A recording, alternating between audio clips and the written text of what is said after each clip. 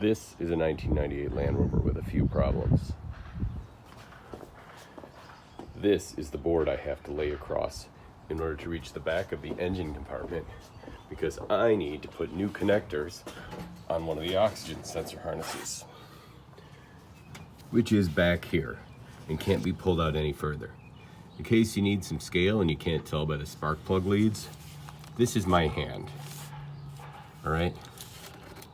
This is the first connector that I did.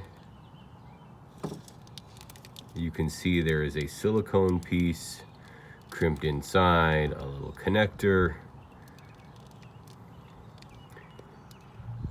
In this space, I am fitting this soldering iron and a little clamp just to hold stuff in place barely. I basically have to pull off these connectors from a job I did most of a decade ago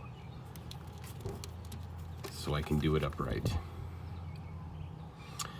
Anyway, so I'm Dan, and that's what I do when I have a couple days off in a row.